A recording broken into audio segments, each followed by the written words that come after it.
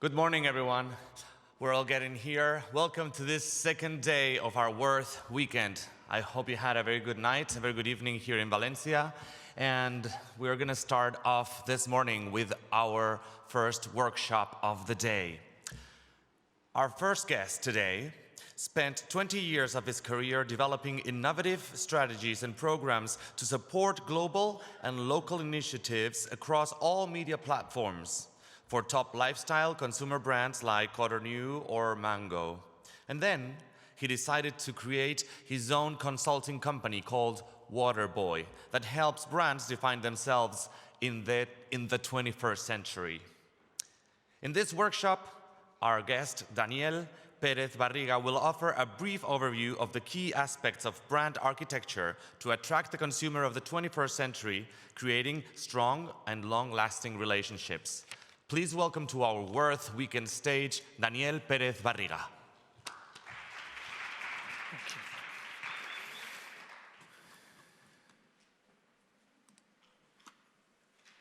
Yep. Well, good morning, everybody. Yep. Well, good morning, everybody. Thank you so much for being here.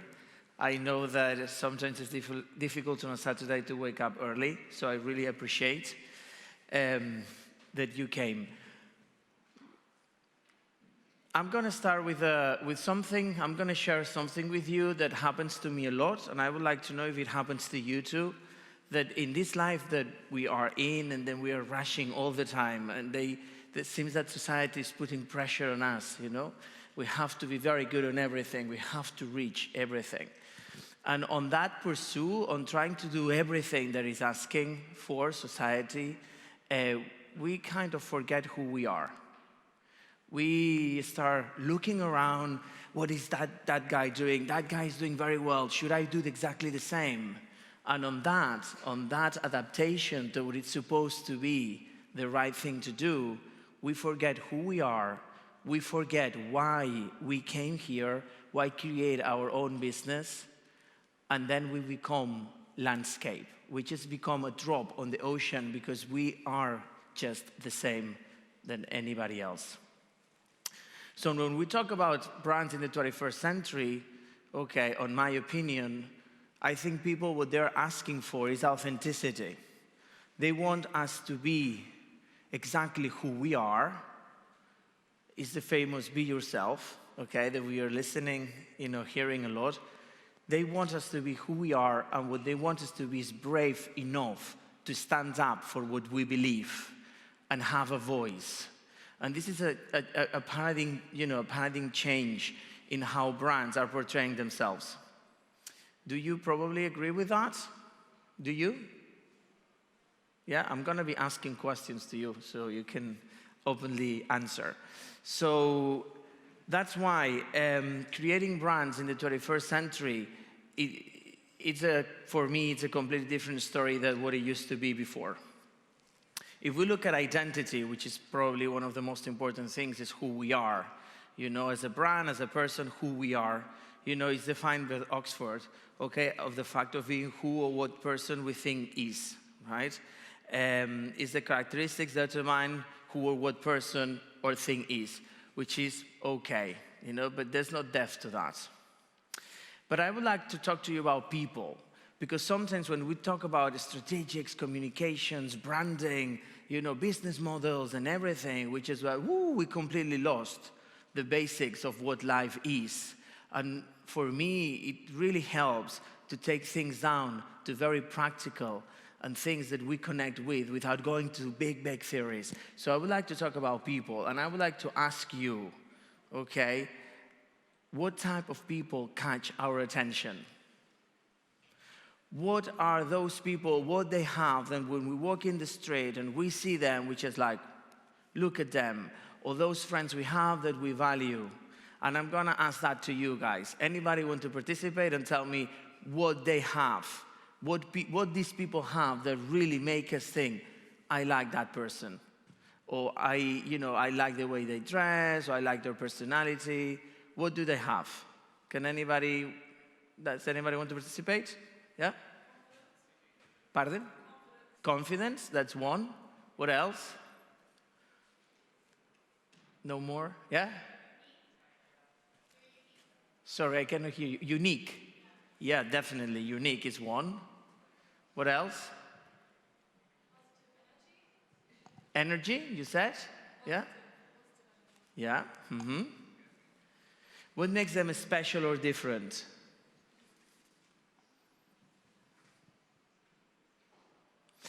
Okay. What attracts them? What attracts them? Us from them. What makes them credible? And that's the big question. What makes them credible? And in general, what happens is that the people we feel attracted to, they have one thing. They are coherent. They walk the talk.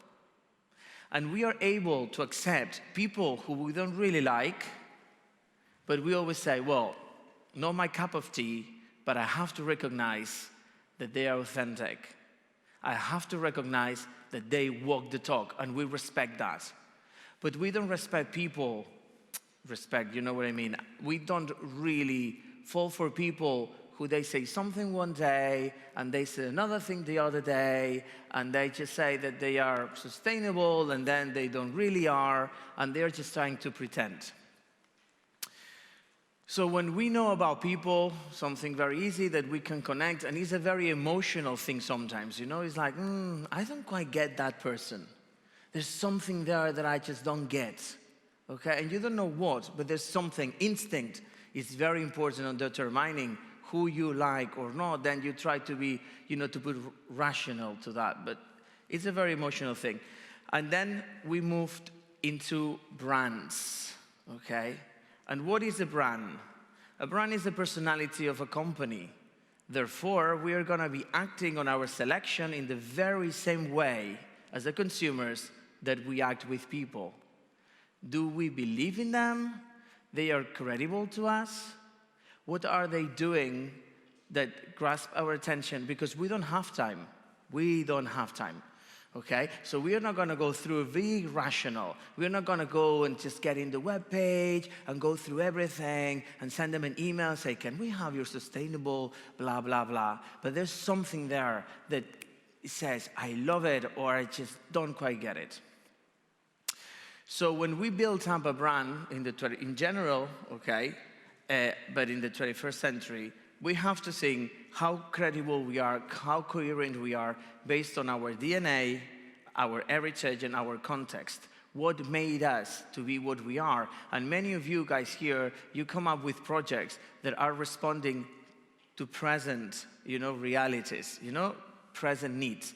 But then when you build up your brand and you become very successful 30 years later, and you have to reshape who you are, and that's what is happening to many companies nowadays, that 30 years ago, they were very, they came up with a little project, and today they have to reinvent who they are because they don't make any sense anymore to people. They are producing a product and that's it. But remember that we are talking about branding here, okay? Emotional connection. Suddenly they just think, oh, let's be sustainable. Let's be whatever it says in the papers. Let's, whatever is in a trend. When basically what you have to do is look at who you are, your DNA, and then transform yourself and adapt to today from that. What's your mission in life? Companies say missions. They used to, like when you do marketing, it's like your mission, I call it life ideal. They say values, I call it beliefs, but we'll see now later on. I think that you cannot escape, who you are as a brand identity without recognizing your sins. We all do in life, We all have to do that evaluation of what have been our sins, what is that is not quite right. And as a brand, you have also to do it. You have to accept it for two different reasons. One, to get better. Two, to be honest. But especially, and then it would be a third one, is because if you are trying to hide your sins, people will know. And that's going to be, that's not going to click to them. Obviously, public and private image, okay? The company of a culture and its people, what is happening within a company, inside the company, is really relevant of your brand identity and how you're going to be portraying yourself, especially if you have a 5,000 employees company with social networks, that they work with you and then they leave, and if they don't like it, what they see, or they think that you are not authentic or real, they just talk to friends. Those friends talk to friends.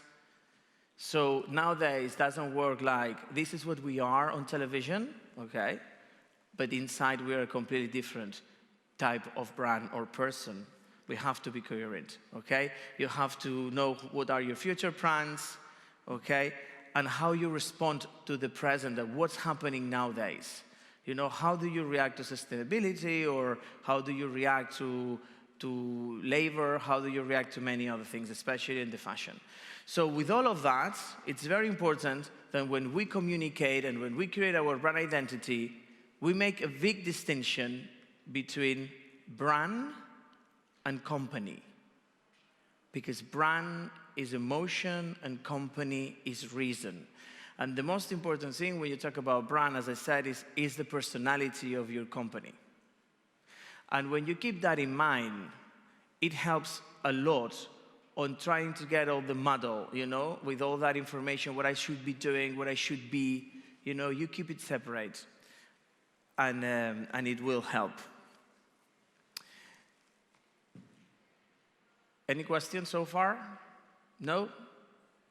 Good. So traditionally, if we look, and as I was saying, brands in the 21st century are changing a lot, okay? And if we look into what brands used to be respectful for, okay, before, why do we were looking at them as companies, as a brands, is because they were solid, you know, big, powerful. They were credible because they were big, okay? They were business focused, okay, successful. They were politically neutral. Nobody just, you know, had a voice. They embrace humanistic values, which are not the same that human values, okay? Humanistic as, you know, the philosophy movement. They were patronizing, you know? They were like big, and they had all these people, and they looked after them, and everybody was like, oh, you got a very good job in that big company. You should keep your job forever, you know? That's what people used to say. They were totemic, okay?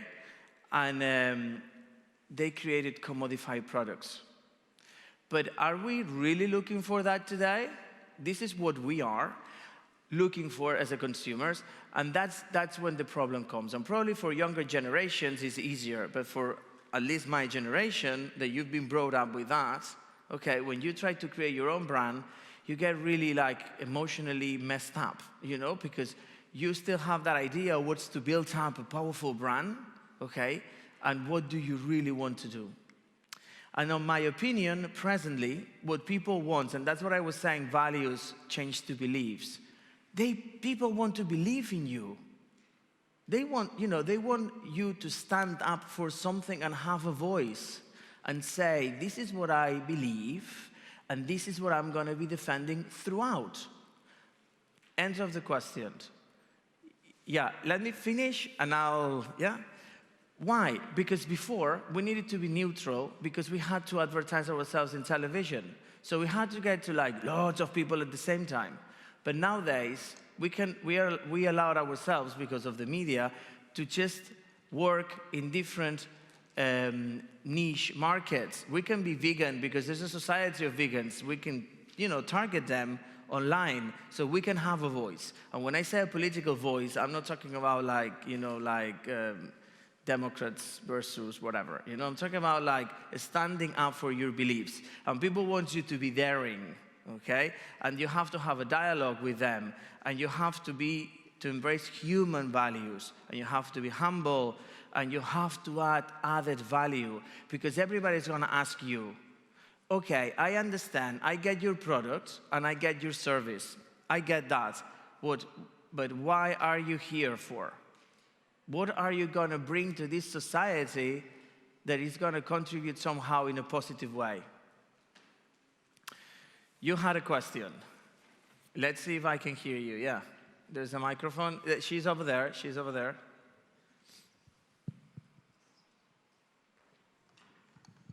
because you said that we should have a voice as a brand, how far would you go with political happenings, for example?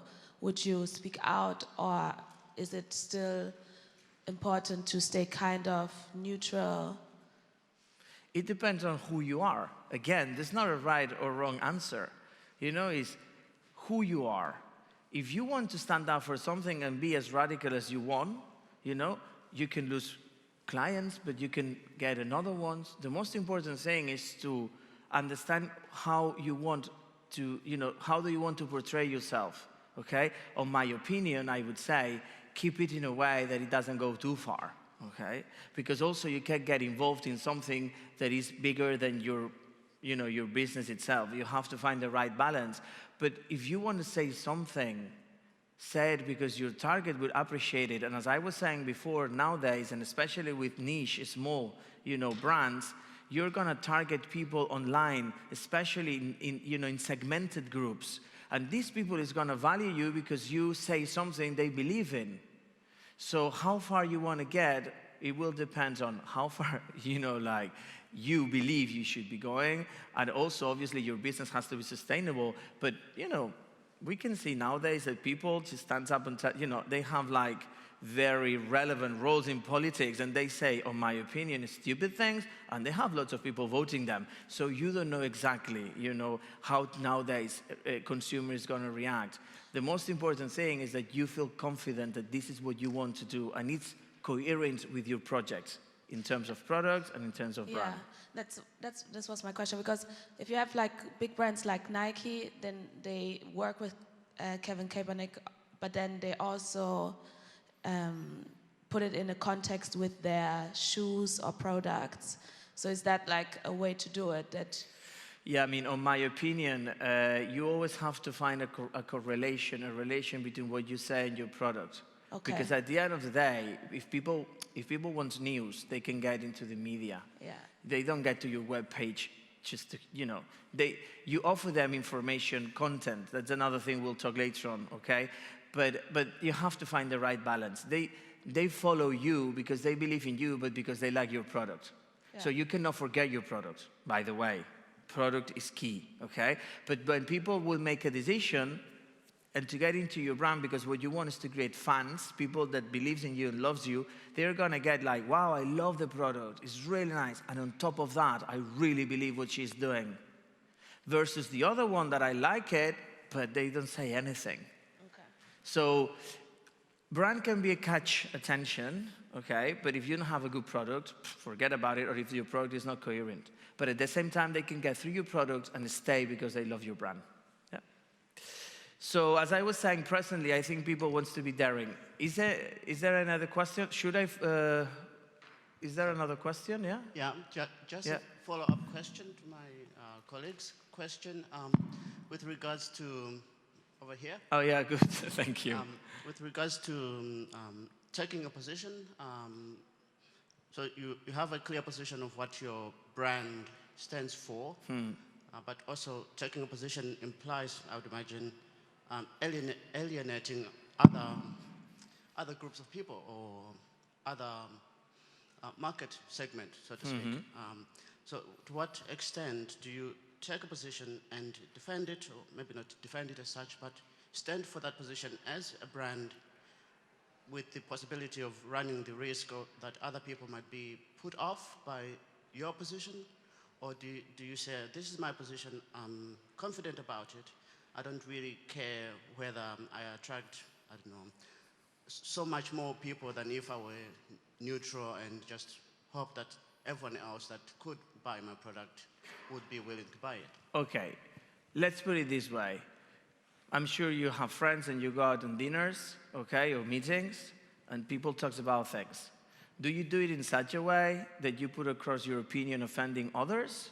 Or you do it in a way that people might respect you? They might think that you're right or wrong, okay? But they might respect you. And this is the first thing you have to do when you talk about branding. It's you put forward your ideas, okay, without offending people, right? This is the first thing. You don't want to alienate anybody. But also, you have to decide. Otherwise, your product will become, before, society was very like that. Chup, chup, chup, chup, chup, chup. cookie cut. Why? Because we've been educated on you have to fit in. You have to be part of a workforce that goes to offices, everybody works, and you fit in. So we had to be standard. But nowadays they say, be yourself, believe in yourself, be different, be creative. So society is segmenting a lot, it's very frank, it's diverse, right? So how can you be authentic and try to cater for everybody? What you have to do, in my opinion, and depending also on the volume, obviously you cannot say that to Nike, okay? They have to work in a different way, but I'm talking here to an audience that I understand your projects are still, in a reasonable size, right? And why do people go to big brands? Because at the beginning they were authentic and they were like followed by people who was like trendsetters, and then it grew, right? So exactly the same. You have to cater for a specific target, who is your target, and try to grow on that target versus, try to just reach as much people as possible without diverse personalities, because in terms of communications and brand identity, you're going to be diluted. And if you are diluted, there are so many people around doing similar things to you. So what I would say is, obviously, without reason, okay, stick to who you believe you are. So what I'm saying here is that it's about having a soul, right? And when I was saying before, instinct plays a very important role. It's like we know things we like, especially, and probably I'm talking about fashion more now, that you see something you're like, wow, and you don't know why, but you like it because there's something there. And the brands, there's something there that attract you. They have soul, they have depth. They're not just like fabrics, so in a way. And that's why nowadays craft is becoming very important, because when we've been living a society that has become fashion, clothes became objects, they became material, and they've been banalized. Logos, why? Because luxury wanted the middle class. The middle class didn't understand about luxury because they had not been brought up in different fabrics, in different techniques. They had probably not been brought up in luxury, so they needed to explain to them, and they created logos, reputation, But suddenly now people is saying, yeah, but a logo is not relevant anymore, so what's relevant? So we're moving into craft. But to have craft, to value that and to pay a price difference for that, you need to have a soul. You need to have something. You need to have depth. So when your sales decrease, and that's what many companies are doing, they put more money into advertising. They shout louder and louder and louder. Yeah, here, I'm here, I'm here, I'm here. I'm going to get into your house. I'm going to get into your phone. Does it really help? Versus, I'm going to speak my voice. I'm going to show my voice in places where you can see me, because I believe you will turn around and say, I like you, and you will start following me. So it's very important to have a brand philosophy, and I'm sure everybody knows Patagonia, right? And they're doing an amazing job. They have all these titles, Chief Executive Officer, now everybody's Chief Marketing Officer, chiefs. It was directors, from directors we moved to VPs, and now it's chiefs, and who knows what's going next. But Patagonia has got a Chief Philosophy Officer. And that guy, that is one of the most important persons in the company, and actually is one of the people who was in the beginning, basically a founder in a way, he sits in the board.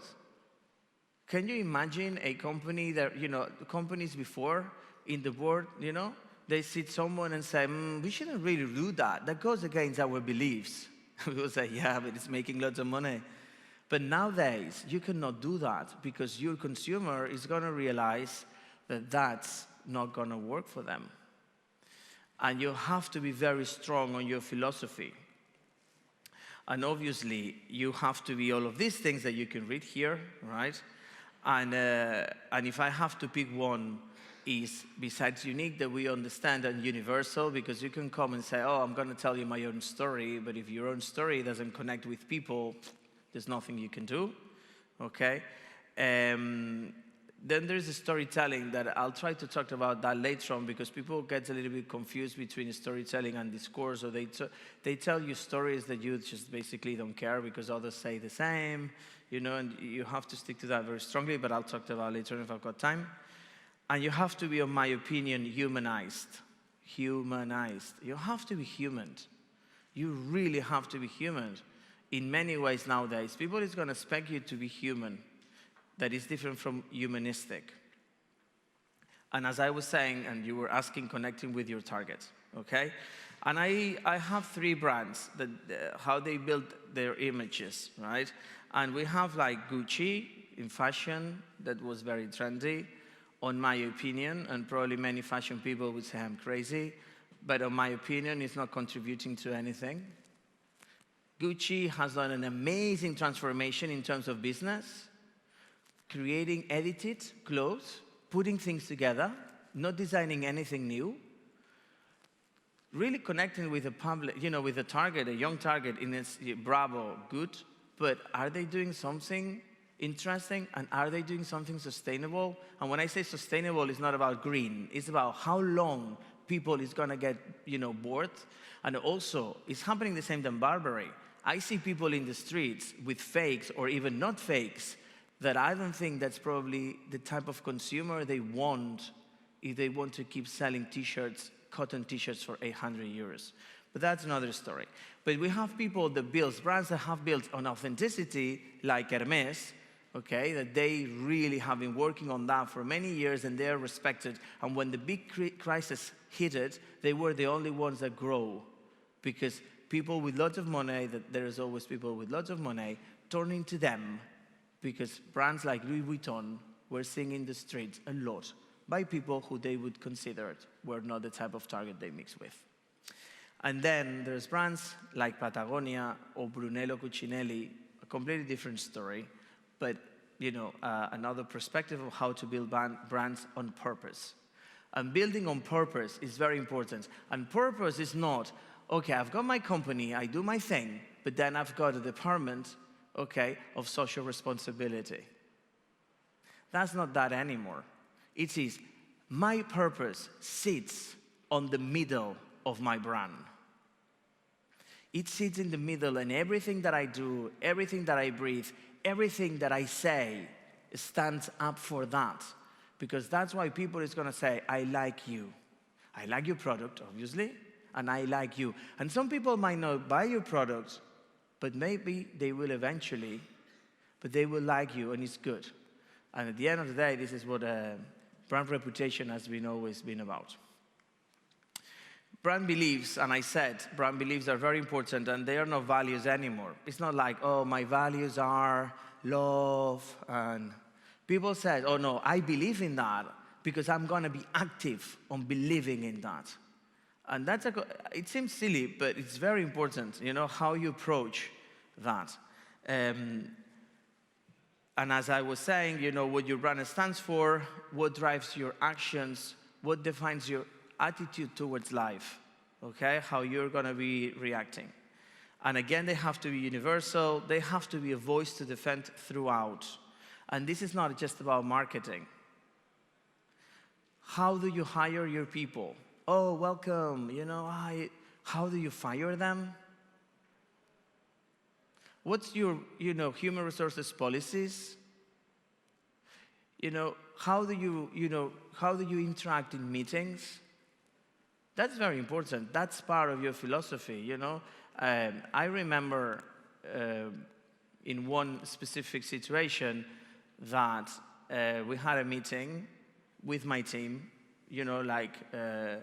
good, strong relationship, and they sit down on the table and they say something like, chit-chat before they started talking, and I said, I'm really sorry, but this is not the type of conversations we want to have in this company. I don't mind if outside you have all your conversations you want, not in this company, because that goes against what we believe in. And I think you should be strong on that. You have to say it in a polite way, but you have to make sure that the culture of your company respects what your values and beliefs. And the culture is not what human resources says. It's what people in the corridors do and say. Because that's when someone new comes and sees how the people is talking or interacting and adapts that way. And that's how you embrace your people on the same culture. So, and as I was repeating, purpose is key. To have a voice is key, and to be brave is key. And you were saying, yeah, but how far should I get? You'll see. You'll see how you're, thanks to I like you or I don't like you in social media, you can tell, right? You can tell, and you have to be really, at the end of the day, what your consumer wants is to be important for you. They want you to listen to them. And to listen to them is to reacting to what they say online, and trying to adapt in a way that doesn't go against who you are. Okay? Otherwise, when everybody's saying, we have to put the customer in the center. And when all these big companies I've been working for, customer in the center, customer in the center. And everybody's turning around for the customer of the center. We have to do what the customer wants. The question is, do we really know what we want? And then you go in the street in fashion, you see one brand after the other, and they all exactly look the same. The same clothes, the same colors, the same thing. And then you are on the hands of the consumer, and when you want to stand up and say something, have a voice, it's very difficult because they're used to giving them everything they want. And obviously you have to listen to the consumer, always. But one thing is listening to them, and the other one is doing exactly what they want you to do. Because in a sustainable way, in my opinion, it's not good for your brand. The same way it's not good for your life, telling your child, doing to your child everything he wants. Okay? You listen to them, but you guide them. And I'm not patronizing. What I'm saying is that your brand has to survive. And you have to make sure that your identity stays. Always looking after your consumer, but to a certain extent, giving them what they want.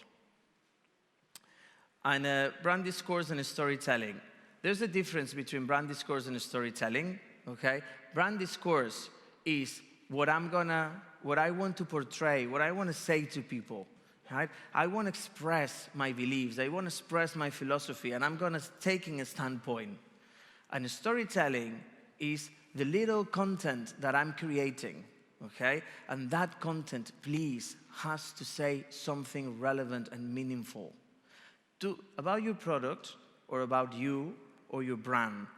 But the amount of content which can be literally thrown away and nothing is going to happen to your brand is amazing, okay? And it gets to a point that we get really tired of everything very quickly. And I'm sure many of you have been following someone, and after 3 months, you just can't be bothered because it's exactly the same thing, And you have these people there in the company, like, creating content. Does it really connect, that content? Is it really relevant? That would be the question. And that's why also it's important to have a voice, because if you have a voice, you have lots of things to talk about that voice, and you have lots of knowledge to convey, which is another thing I would suggest for the 21st century, that is, I've got a knowledge, I want to share it with you. I want you to be part of what I do, and if I'm very good on doing specific things, I want to tell you how I do it. I want to explain you, be open, transparent, and tell you how I do it. People is going to appreciate that. Obviously not to the extent that you're going to give away everything you do. Obviously, you have to keep the right balance. But we value brands that share knowledge and that we learn things from them. And content has to be relevant. It has to be purposeful. And as I was saying, discourse and storytelling is a source of content. And brand culture. And I said a little bit before of that, and it's how we behave, how we interact in companies. I don't know if it has happened to you, but on my career, you are in a company, you moved into another, and suddenly you realize that you're dressed differently, you speak differently, and you act differently. And it takes you a while to adapt, and suddenly you find yourself that on the first meeting, people was using specific words that you just were like, And 3 months later, you're using them. You're adapting to the culture. And the way they interact is very important. And if we want to have a very strong brand identity, we have to make sure the company, the people who is going to make, in a way, people in the company is those who evolve that brand, okay? Because companies are alive. People is alive. And if you believe in your team and then you listen to them and you want them to contribute, you have to listen to them. And that works better, managing that, than having a strong, human resources policies. And, people in the company has to really express the culture and move the culture forwards. Any questions so far? And then I moved into brand communications very quickly. No? Okay. So brand communications. There's different reasons to communicate, right? One is brand reputation. We want to create value, reputation, meaning, identity, okay? So we want people to believe on us and believe that what we are doing is important and say, oh, they're very good because they're doing this, such and such, okay? Because we want to convey a message of commercial purpose, which is good, and we have to do it. That's what, as I was saying, people would that expect from you if they follow you, okay? They just don't expect you to just throw political, manifestos, because for that they can go somewhere else, and to create a dialogue, but especially to add value. And as I was saying, remember that. I think this is a very important question for the 21st century. Why are you here beyond selling me a product? Why you came here? And if we want to communicate brand identity, because this is another thing, you have all your plan, you know who you are, you have all of that, but then how you communicate, how do you get to people?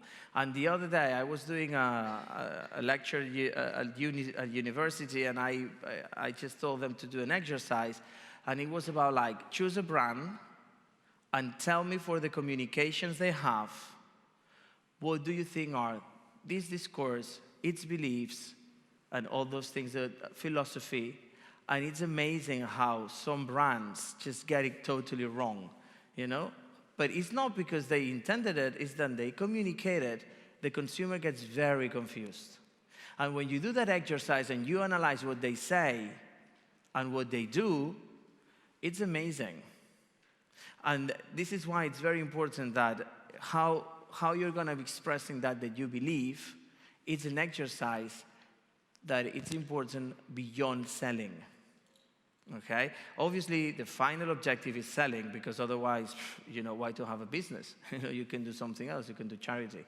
But think of that, think of what I want to tell them and what I want to share with them that is going to be relevant for them in both terms, in terms of products and in terms of beliefs. And we have to express who we are, what makes us different, and obviously we have to have involvement and responsibility in what's happening in society. Responsibility is the other word that comes along, that obviously you all know. And as I was saying, it's not about having a department of corporate social responsibility. We are very good, we are helping people. That's the patronizing way. Do you remember that it's not that, this is what I stand up for, and this is my voice. And that has to go throughout, okay? As I was saying again, marketing, behavior, ethos, products and services. You don't do any product that does not represent who you are, okay? And if definitely you have a product that you think, wow, this product is gonna be a hit, am I doing something against my brand by doing this product? Yes. Should I have it? Maybe yes, but maybe, but then try to find a way to transform it that doesn't go against who you are, because that's a killer, in my opinion, in terms of brand building. Obviously, you can just build a brand based on opportunities, revenues, and if you look, and going back to that exercise that we did, the most consistent brand that came up of the selection was Zara. amazingly enough, okay, is Zara, because they don't promise anything to you. They are a supermarket of trends. People don't get deceived with them. They know what they want to find because they are not promising anything. That's why when you start doing communications on promises of brand identity and brand and that, make sure your product and your brand matches. Otherwise, it fades away. Zara works well because they don't promise anything, that's why I'm saying that's another path you can take. And yesterday they were saying in the panel, fast fashion is not going to end, but we are going to see other type of brands. And in my opinion, society, that was divided in social classes and then in identities, like I buy my identity through my brands, like I'm a sportive, I buy this brand. I'm surfer, I buy this brand, okay? I'm buying my identity through the way I dress or how I consume. I think, in my opinion, society now will be divided in two big groups. Those who buy by price, never mind if it's high or low, okay? I buy low prices because I cannot afford that or because I believe I should not pay any more for that. I buy very high price because it's making me feel good. And the other side of society is going to be wanting to buy by value. What are they offering to me that it makes sense in the type of life that I have? And the question is, where do you want to be sitting? And finally, and to close, so we have 5 minutes for questions, yeah? Whenever you think of your brand communications, you have to think of the big, like the 4 big areas, which is how people feels my brand and where. I can do events. Red Bull is one of them, People go to those events and they really feel the brand. They understand what it stands for. It can be my own, point of sale. It happens things that express what I believe, okay? They see me where they see me. Obviously nowadays, in many, many different touch points that we didn't have before. But that's the part of where do I want them to see me? Where do I find them?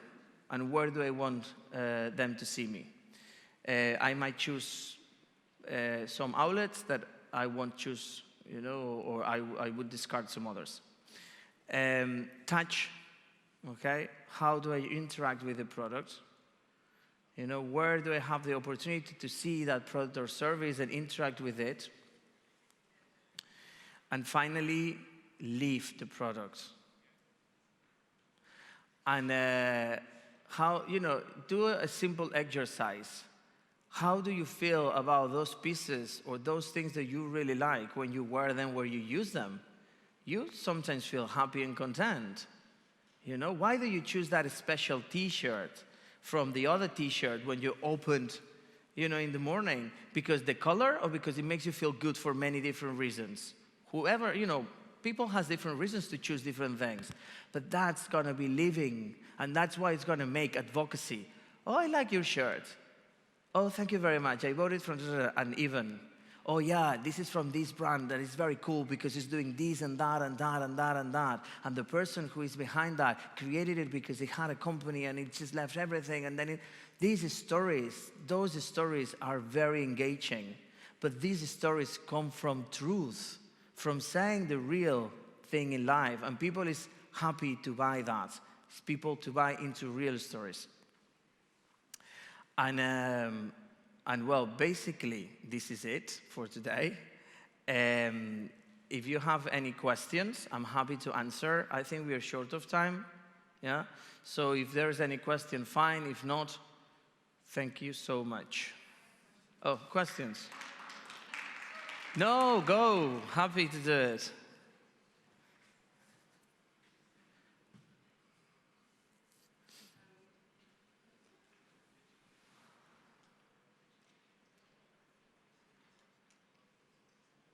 Hello? Yeah, Yeah. okay.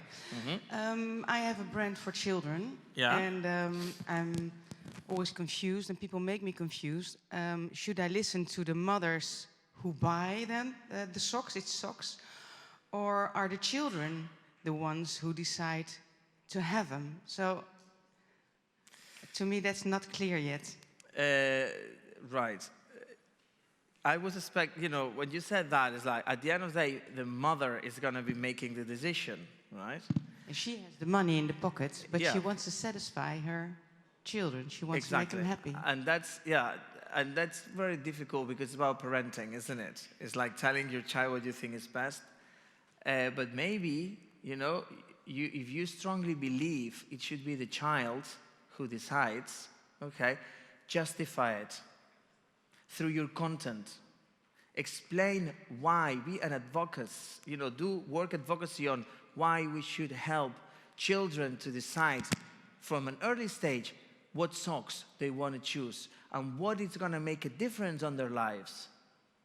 And that's your belief. I believe children should decide what they wear. And I'm telling you why. Because of this and that and that and that. And as a father, I might think, actually, it's quite interesting because if I have to organize what time, how many times I tell my child, do this, do that, maybe I can compromise on deciding socks. But I won't compromise on eat your food. And because we put lots of pressure on children and we tell them all the time what to do, if you tell them, making them to choose their socks, it's going to make them feel relevant, important, and you're building up. So explain them why you think they should be choosing, okay? But the question is, what do you believe? And based on that, you try to work it out so you respond to the consumer needs. It's very difficult to go against things that are in society, like parents deciding things for children, for many reasons. One, because I think parents should be deciding things for children. Sorry about that, but at a certain stage. And two, because this is something, it's in our education and it's difficult. But what I'm trying to say is use that question that you have as an opportunity. And let's see how people react. Experiment. And make whatever you think you should be doing because nobody else knows your customer better than you do. And that's key. When I do consultancy, I don't never tell companies what they are supposed to be doing. I listen to them and I try to find solutions that might help, but never tell them what they are supposed to be doing because I'm going to get it wrong for sure. They know better than anybody else. Thank you so much. You're very welcome. Any questions more? No? I think, yeah? Yeah, okay. If there's any, but I don't think there's more questions, I believe. Okay, you go ahead. Well, thank you so much. Thank you.